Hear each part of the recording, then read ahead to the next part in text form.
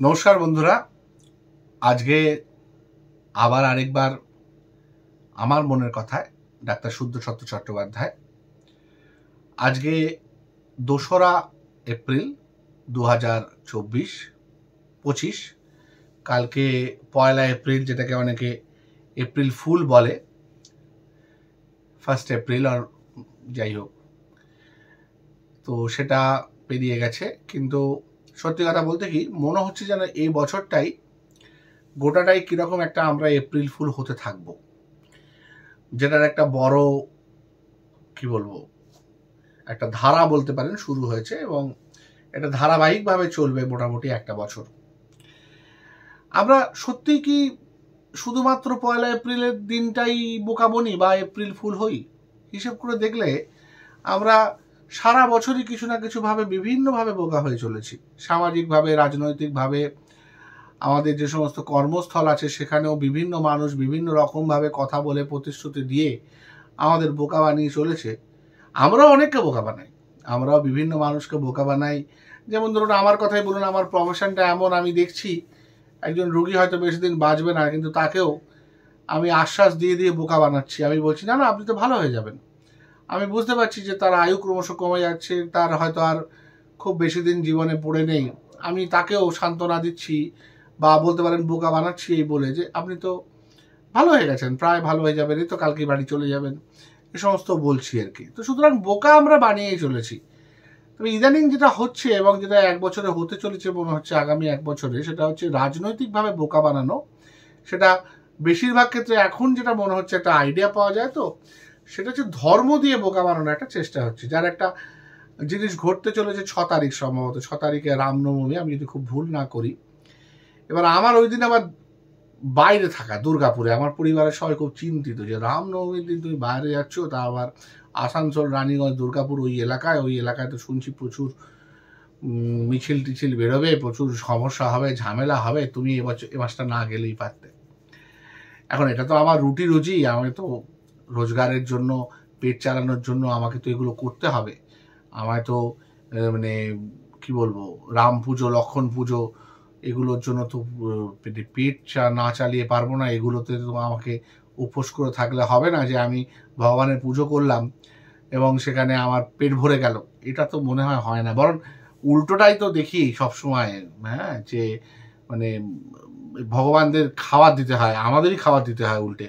হ্যাঁ, সকালবেলা অনেকে গোপালকে উঠে খাওয়ায়, গোপালকে নাকি ঘুম থেকে তুলতে হয় তবে গোপাল ওঠেন, তারপর তাকে খাওয়াতে হয়, তারপর তাকে স্নান, খাওয়া, আরও অনেক রকম রিচুয়ালস আছে বিভিন্ন ঠাকুর দেবতার ক্ষেত্রে। তাদের তো নিয়মিত পুজো করে নিজে উপোস থেকে খাইয়ে তারপর খাওয়ানো যায়। মানে আমি উপোস থাকবো কিন্তু আমাকে ভগবানকে খাওয়াতে হবে। অথচ সেই খাবারটা যে অ্যাকচুয়ালি কে খাচ্ছে, পিঁপড়ে খাচ্ছে না পশুতে খাচ্ছে না আমি আবার বাড়ি দিয়ে গিয়ে সেটাকে খাচ্ছি, সেটার খবর আর কেউ রাখে না। যাই হোক, এরকম তো রিচুয়ালস থাকেই। ভগবানকে আমরা বাড়ির লোক মনে করি, কখনো সন্তান মনে করি, কখনো পিতা মনে করি, কখনো আমাদের কি বলবো ফ্রাস্ট্রেশনে মানে মেটানোর বা ফ্রাস্ট্রেশনটাকে ধুয়ে ফেলার একটা জায়গা মনে করি। ভগবান তোমার মনে এই ছিল, ভগবান তুমি আমার এই করলে।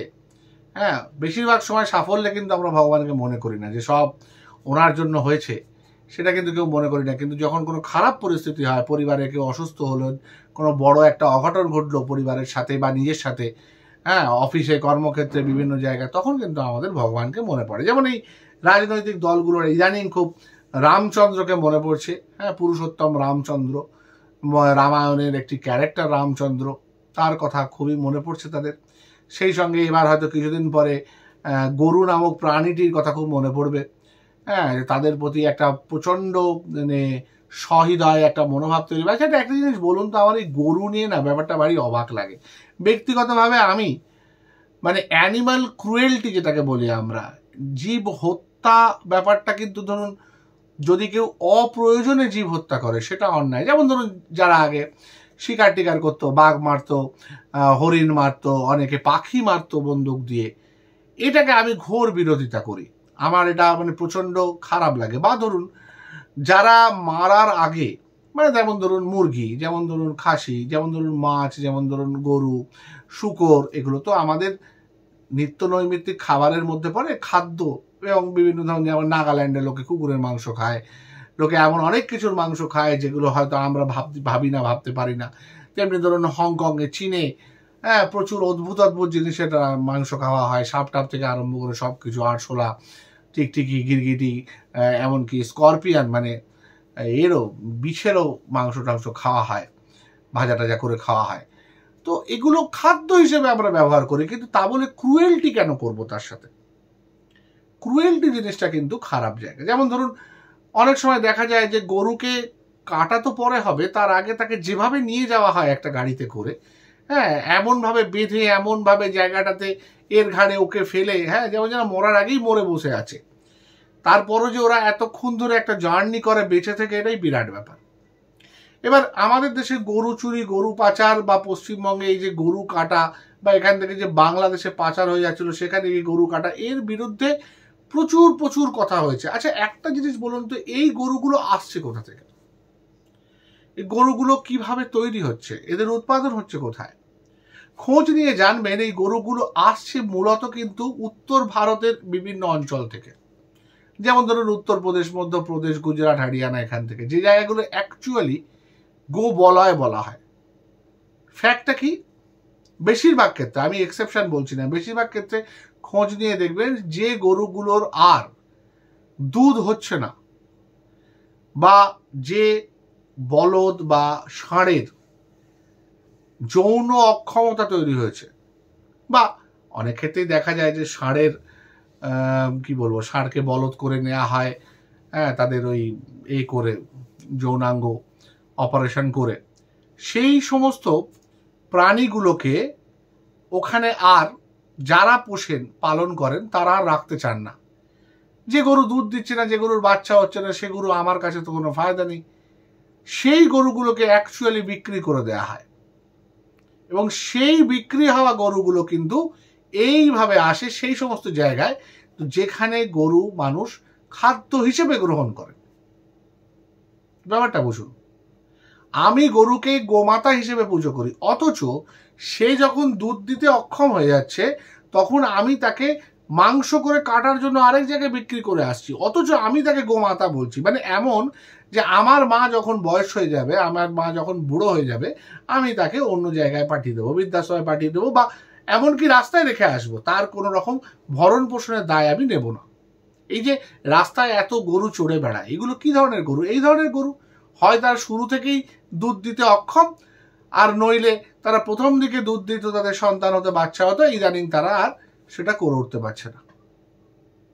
এই হচ্ছে আমাদের দেশে ধর্ম এবং ধর্মকে ঘিরে রাজনীতির অবস্থা। তো এই জায়গায় দাঁড়িয়ে আজকে যেটা দেখছি সেটা হচ্ছে মানুষের জীবন, মানুষের মূল্য সেখানে অনেকটা কমে গেছে, যতটা না ধর্মের গুরুত্ব চলে এসছে।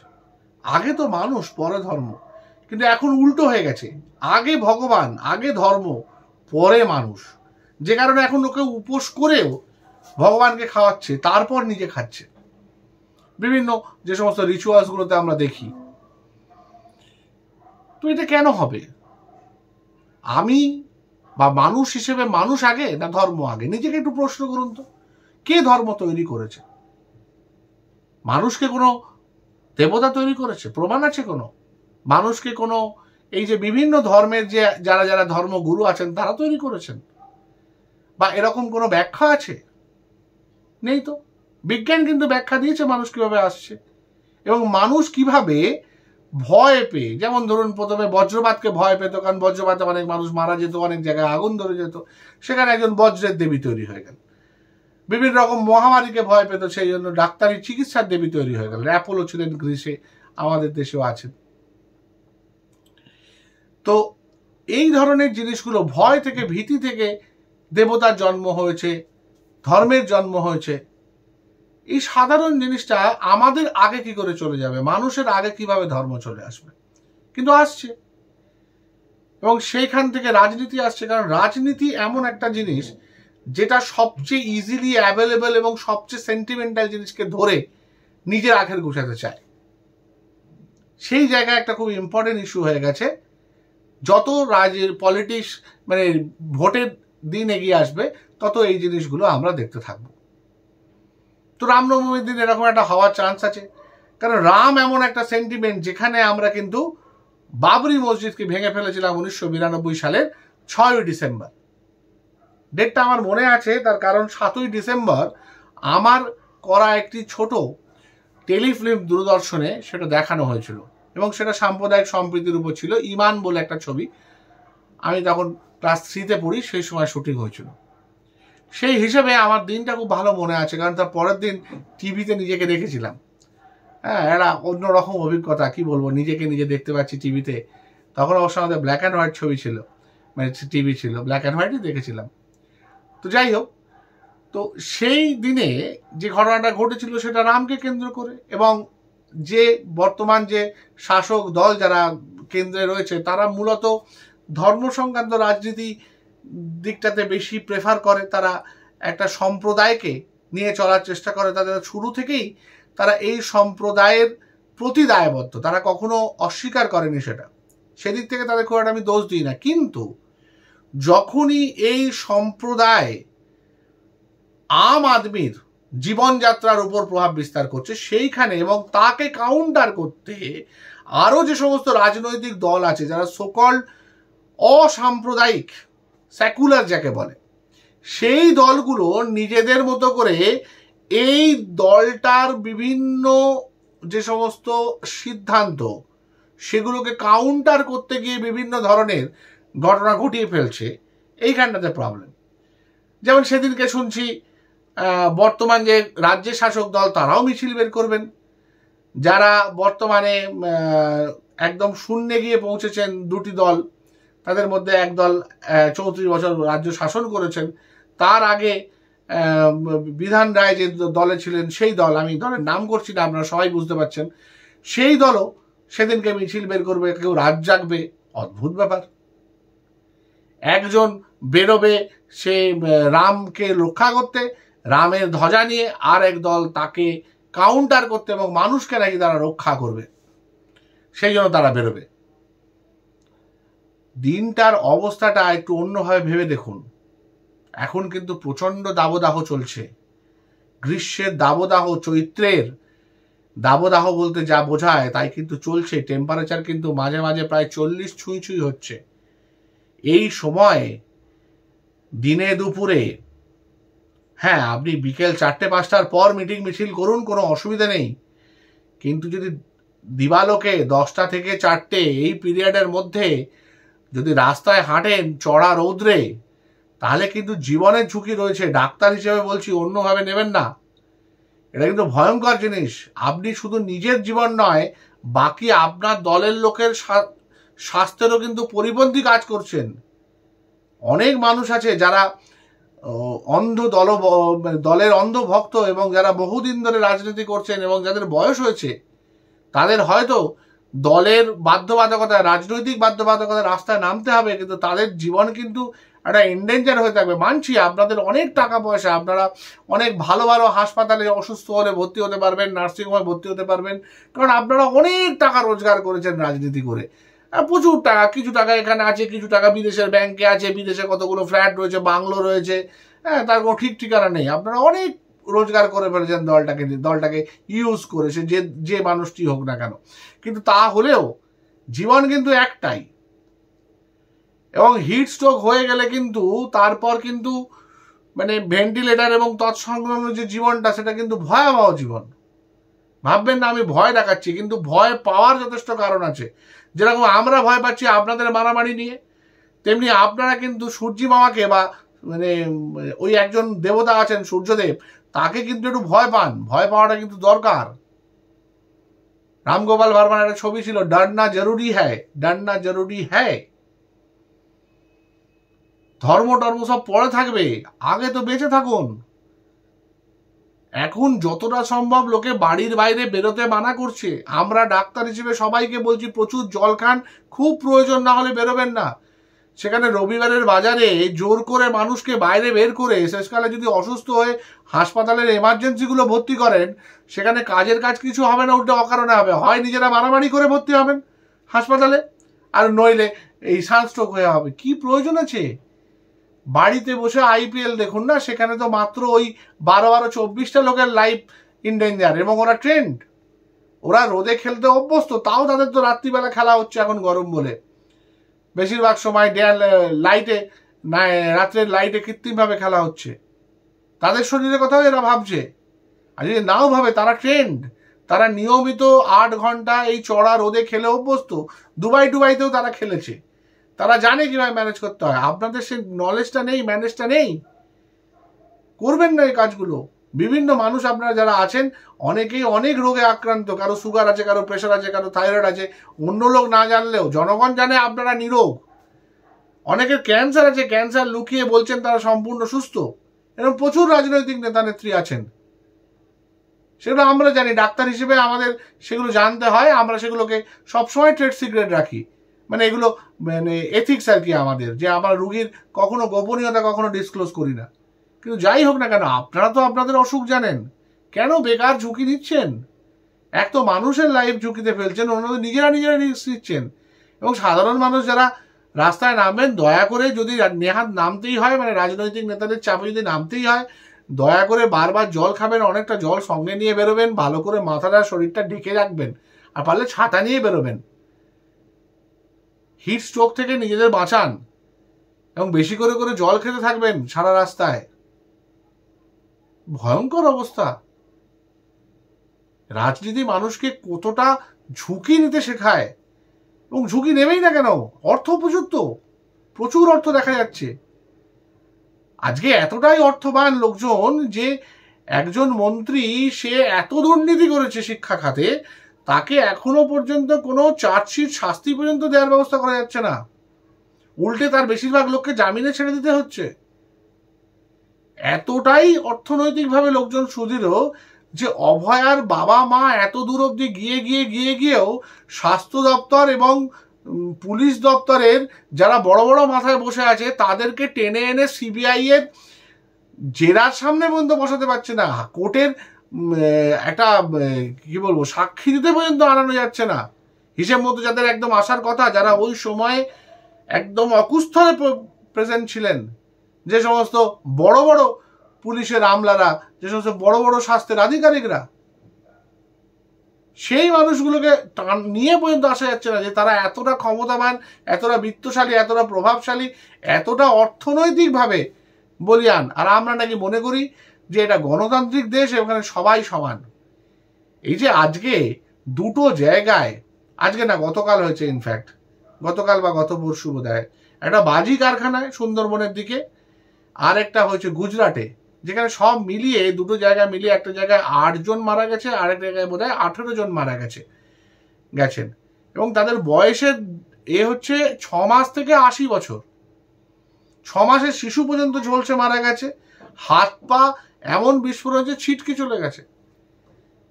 এবং আজকে জানতে পারছি যে প্রথমে তার লাইসেন্স নিষিদ্ধ হয় আজ থেকে 10 বছর আগে, কিন্তু সে বারবার লাইসেন্সের জন্য অ্যালাউ করেছে, কিন্তু যেহেতু তার সে সময় জেল হয়েছিল, কেউ লাইসেন্স রিনিউ করেনি।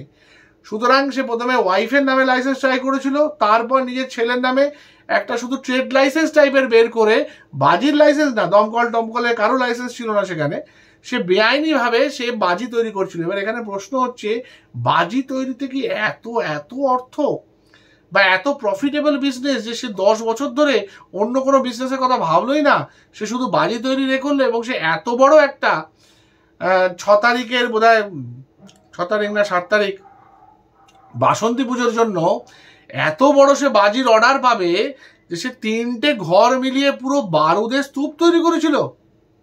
ভাবা যায় বলুন তো? নিষিদ্ধ বাজির সে এতটা পাচ্ছে, যেখানে আমাদের দেশে সারা বছরে 6.5 না 7 ঘন্টা মাত্র বাজি পোড়ানো যায়। ভাবতে পারেন? একদম পুরো লিখিত নিয়ম করা আছে। কালী পুজোয় 2 ঘন্টা, ছট পুজোয় 2 ঘন্টা, 31 ডিসেম্বরে মাত্র আধা ঘন্টা, এরকম পুরো লিস্ট করা আছে। মাত্র 6.5 না 7.5 ঘন্টা সারা বছরে বাজি পোড়ানো যায়। সেইটার জন্য এত কোটি কোটি টাকা বা লক্ষ লক্ষ টাকার বাজির ব্যবসা চলবে। এবং বাজি ব্যবসা এমন একটা জায়গা দেখা যাচ্ছে যেখানে সরকার কোনো সঠিক নিয়ন্ত্রণ করছে না। তাহলে বুঝতে হবে কি সরকারের এখানে বিভিন্ন রকমভাবে উৎপাদন আছে বা আর্থিক লাভ আছে সরকার বা সরকারের যারা ঊর্ধ্বতন অধস্তন কর্মচারী রয়েছে তাদের, পুলিশ প্রশাসনের, যে তারা নিয়মিত চোখের সামনে দেখছেন যে বেআইনি বাজি তৈরি হচ্ছে, অথচ কোনো রকম তারা কোনো স্টেপ নিচ্ছেন না। বা আজকেও ধরা পড়ার পরও তাদেরকে কেউ জিজ্ঞাসাবাদ করছে না, তাদের চাকরি যাচ্ছে না, তাদের কম্পালসারি ওয়েটিংয়ে পাঠানো হচ্ছে না, তাদের পুলিশ প্রশাসন বা এনআই অ্যাক্টের আন্ডারে নিয়ে এসে জিজ্ঞাসাবাদ করা হচ্ছে না। অদ্ভুত ব্যাপার। সব মিলিয়ে আমি যেটা বলতে চাইছি আজকে সেটা হচ্ছে মানুষের দাম এতটা কমে গেছে এবং এই রাজনীতির অঙ্কে মানুষকে এতটাই ছোট করে দেখানো হচ্ছে, অথচ মুখে বলা হচ্ছে যে আমি মানুষ হিসেবে আমি মানুষের কাজ করার জন্য এসেছি। আরে পরিষ্কার বল না ভাই, আমি নিজের পকেট গোছাতে এসেছি। লোকে কি বুঝছে না? সবাই জানে, বিশ্বাস করুন, আপনি যাই বলুন না কেন লোকে আপনাকে গিয়েই ভোট দেবে, কারণ জানে আপনি শাসক দলের একজন বিধায়ক হতে চলেছেন এবং আপনি শাসক দলের বিধায়ক হলে আমার কিছু সুবিধা হবে, আমার পাড়ার কিছু কাজ করতে বা আমার ব্যক্তিগত কোনো সমস্যার সমাধান আপনি করবেন। এই ভেবেই তো লোকে ভোট দিতে চাইছে। লোকে তো সাধারণ মানুষ তো কখনো দূরের চিন্তা করে ভোট দিচ্ছেন না যে শিল্পনীতি কি হবে, অর্থনীতি কি হবে, হ্যাঁ টাকার দাম বাড়বে না সোনার দাম বাড়বে, হ্যাঁ বিশ্বের মার্কেটে ভারতের মার্কেট কোথায় যাবে, জিটিএ বাড়বে কিনা ইত্যাদি প্রভৃতি একটা লোক এত ভেবে ভোট দেয় না। 5% ভোটারও এইসব ভেবে ভোট দেয় না। তারা দেখছে ধর্ম, তারা দেখছে নিজেদের সুবিধে, এই মানুষটাকে নিয়ে এলে আমার কি সুবিধা হবে, আমার এলাকার কি সুবিধা হবে, এই লোকটা আমার এলাকার কিনা, এবং আমার এলাকার যে লোকগুলো কাজ করছে তারা কোন দলের লোক।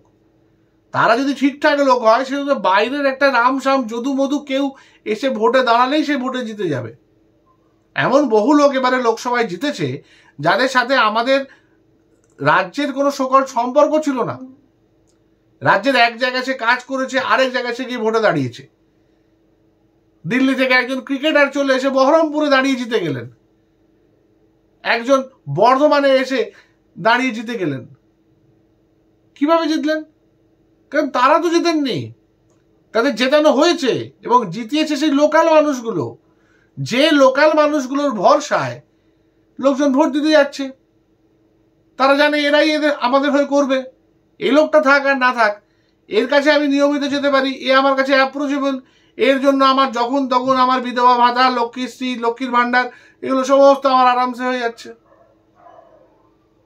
তাহলে ব্যাপারটা কি দাঁড়ালো? যে গণতন্ত্র, যে বেসিসে গণতন্ত্রে ভোট হচ্ছে, সেই গণতন্ত্র হচ্ছে ভিক্ষাবৃত্তি পাইয়ে দেয়া। এবং সেই জন্য এই ছোট ছোট যে সমস্ত ইস্যুগুলো, যেগুলো মানুষের একদম গ্রামে গঞ্জের ইস্যু, অশিক্ষার ইস্যু, ধর্ম, পুজো, আজ পার্বণ, এই সমস্তগুলো আজকে গুরুত্বপূর্ণ বিষয় হয়ে যাচ্ছে রাজনীতির ক্ষেত্রে।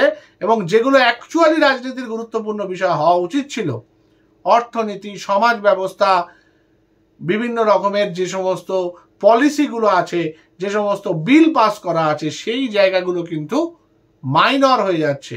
বা সেটা চলছে 4 বছর, কিন্তু পঞ্চম বছরে গিয়ে, ইলেকশনের বছরে গিয়ে সেই ধর্ম, সেই পাইয়ে দেয়া ভিক্ষাবৃত্তি, কে বলবে আমি 1000 টাকা দিয়ে দেবো, কে বলবে 2000 টাকা দিয়ে দেবো, কে বলবে 5000 টাকা দিয়ে দেবো, এই চলবে।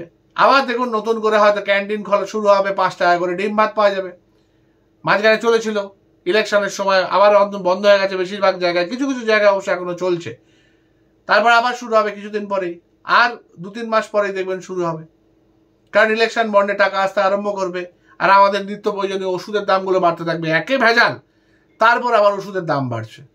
একে ভেজাল ওষুধ, আপনি বুঝতেও পারবেন না যে কোনটা ঠিক, কোনটা ভুল, কোনটা ভালো, কোনটা খারাপ। তার উপর আবার সেই ওষুধের দামও বাড়ছে।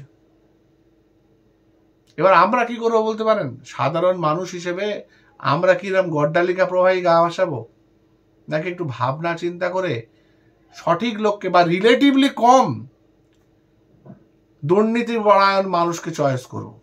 এখানেও তো একটা সমস্যা আছে। আজকে সে হয়তো বিরোধী দলে আছে বলে কম দুর্নীতি পরায়ণ, কারণ সে দুর্নীতি করার সুযোগ কম পেয়েছে। সে তো আবার রাজনৈতিক ক্ষমতা পেলে আবার সে সেই সুযোগ পেয়ে যাবে, হয়তো যারা এখন রয়েছে তাদের থেকে 4 গুণ বেশি দুর্নীতি করবে। তো কোথায় যাব? আমাদের একটাই সমাধান, বুঝলেন তো, যেটা আমার মনে হয় সেটা 5 বছর ছাড়া ছাড়া বদল করো সরকার। পরিষ্কার বলছি, যে বেশি দিন থাকবে, যত বেশি দিন থাকবে তার মধ্যে তত বেশি গুণ ধরবে, তার মধ্যে তত বেশি দুর্নীতি ঢুকবে। যেমন 34 বছরে দুর্নীতি ঢুকেছিল, অত দিন টানা রয়েছে, তাও ওখানে একবার মুখ্যমন্ত্রী চেঞ্জ হয়েছিল। এই টানা যে যত থাকবে তত সেখানে গুণ ধরবে। শুরু ভাবুন, প্রথমে কংগ্রেসের কথা, 1947 সাল থেকে 77 সাল অব্দি টানা 30 বছর কংগ্রেস সরকার। বিধান রায় মারা যাওয়ার পর আবার 2-1 এলো, তারপরে সিদ্ধার্থ শঙ্কর রায় ছিল। এই যে টানা টানা জিনিসটাই খারাপ। টানা মানেই সেখানে গুণ ধরবে। যে মুহূর্তে একটা সরকার 10 বছর 15 বছর টিকে যাবে, সেই মুহূর্তে সমস্যা হবে। সুতরাং খুব ভালো হচ্ছে প্রতি 5 বছর ছাড়া ছাড়া বদল করো। দরকার হলে এই যে 4টে দল আছে, এই 4টে দলের মধ্যে ভাগাভাগি করে 5 বছর করে চলুক।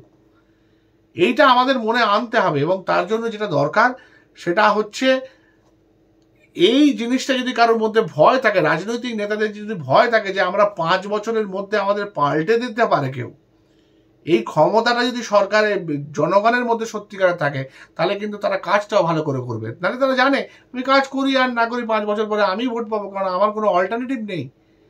আমার উল্টো দিকে যে দাঁড়িয়েছে সে অপদার্থ, বা তারা অপদার্থ, তারা কেউ আমাকে হারাতে পারবে না। কারণ আমার যা লোকবল, আমার যা প্রতি ঘরে ঘরে আমার যে লোকের দল ঢুকে গেছে, হ্যাঁ, যারা প্রতিটা মানুষের খবর রাখছে, যারা প্রতিটা ক্লাবে, প্রতিটা পাড়ায়, প্রতিটা ঘরে জানে কে কাকে ভোট দিচ্ছে, এতটা তাদের ইনফরমেশন নেটওয়ার্ক, তাহলে তারাই থেকে যাবে দীর্ঘদিন এবং সেখানে দুর্নীতি ঢুকবে।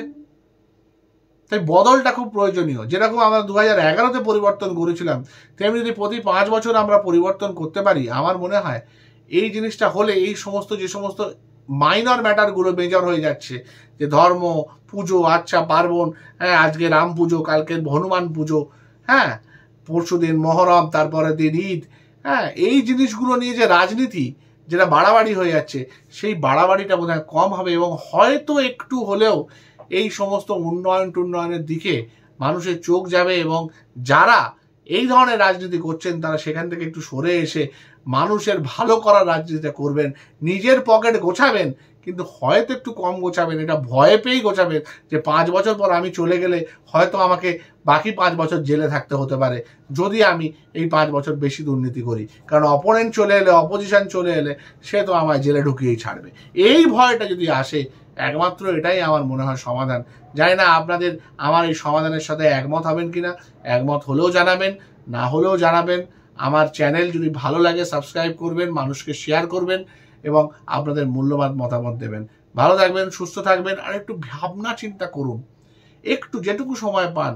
হ্যাঁ, আমি আমার এই সময়ের মধ্যে একটু ভাবনা চিন্তা করি, একটু শুনি। কারণ কি করব, আমরা সবাই খুব পলিটিক্যাল মাইন্ডেড, তো বাঙালি প্রচণ্ড পলিটিক্যাল মাইন্ডেড। সেই জন্যই তো সবচেয়ে বেশি বাঙালি স্বাধীনতার সময় প্রাণ দিয়েছিল। সবচেয়ে বেশি সশস্ত্র সংগ্রামী বাঙালি হচ্ছে ভারতের জাতি হচ্ছে বাঙালি। সবচেয়ে বেশি কালাপানিতে তারাই গেছিল, সবচেয়ে বেশি ফাঁসির দড়িতে তারাই ঝুলেছিল। তারপর পাঞ্জাবি, ইউপি, বিহার, এদের খুব একটা পাওয়া যায় না। বিহার অবশ্য সেই সময় বাংলার মধ্যেই ছিল। যেমন আমাদের ক্ষুদিরাম বসু ছিলেন বেসিক্যালি মুজফ্ফরপুরে, যেটা এখন বিহারে, সেখানকার জন্ম এবং সেখানে বড় হওয়া বাঙালি। তো যাই হোক, তো আমাদের রাজনীতি রন্ধে রন্ধে, এবং সেই রাজনীতিটা যেন আমরা প্রপারভাবে, আমরা সুষ্ঠু মনে চিন্তা ভাবনা করে আমাদের ভোটাধিকার প্রয়োগ করতে পারি, আমরা গণতন্ত্রের একটা অংশ হয়ে উঠতে পারি। ভাবনা চিন্তা করুন, অভয়ার কথা ভাবুন, রাজনীতির বিভিন্ন যে সমস্ত চাল হচ্ছে, কূটনীতিক চাল, সেগুলোর দিকে দৃষ্টি দিন, ভাবুন। এই ভিক্ষার ঝুলি যত কম দেখবেন, তত আমার মনে হয় আপনাদের রাজনীতিক মনস্কতা আপনাদের বিভিন্ন রকমের সঠিক পদক্ষেপ নিতে হেল্প করবে। ভালো থাকুন, সুস্থ থাকুন, আর ওই যে বললাম মতামত দেবেন। নমস্কার।